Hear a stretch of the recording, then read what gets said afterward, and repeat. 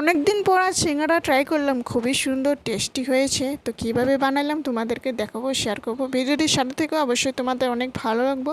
তো এখানে ময়দা নিয়েছি, 3 কাপ মতো ময়দা নিয়েছি। এখানে আমি সুন্দর করে এই যে কালো জিরে দিয়ে আর একটু লবণ দিয়ে আর একটু ঘি দিয়ে সুন্দর করে মাখামাখি করে রেডি করে রেখে দিলাম। এখানে আমি একটু বাদাম ভাজাভাজি করে নিলাম। বাদাম পরে আলু যোনখানে পুর বানাবো, তো আলুটার মধ্যে লাগবো বাদাম। তো এখানে আমি এই যে দেখুন আলু সিদ্ধ করে নিয়েছি।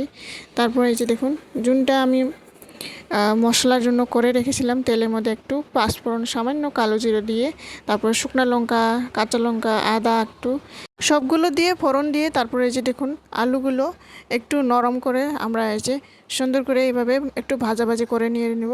হলুদ, লবণ, তারপর একটুখানি এই যে দেখুন একটু ধনিয়া বাটা কেটে দিয়েছি। তারপর বাদাম চুনটা ভেজে রেখে দিয়েছিলাম, বাদামগুলো দিয়ে ভালোভাবে 2-3 মিনিট মতো 5-6 মিনিট মতো নাড়াচাড়া করে নিব। আলুটি ভালোভাবে মানে সেদ্ধ হওয়া মতন ভালোভাবে মিলে যাওয়া যায়, ভালো হয়।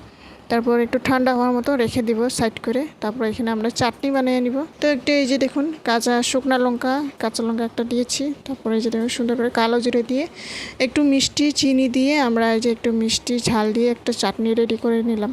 তারপর এখানে দেখুন এই যে যোনটা আমরা সিঙ্গারা বানাবো, সিঙ্গারার জন্য এখানে ময়দাটি সুন্দর করে মেখে এইভাবে লম্বা সাইজ করে মাঝখানে কেটে এইভাবে পান মতো যেভাবে আমরা ফোল্ড করি, এইভাবে মাঝখানে আলুর কিমাটি দিয়ে তারপরে এই যে দেখুন ফোল্ড করে এইভাবে ভাঁজ করে মুখটি বন্ধ করে তারপরে এই যে দেখুন তেলের মধ্যে ভালোভাবে একটু ডুবন্ত তেলের মধ্যে এইভাবে ভাজাভাজি করে নেবেন। তারপরে যে দেখুন সুন্দর লাল লাল হওয়া পর্যন্ত আমরা নামাই নিব। তারপরে এই যে দেখুন কি সুন্দর হয়েছে।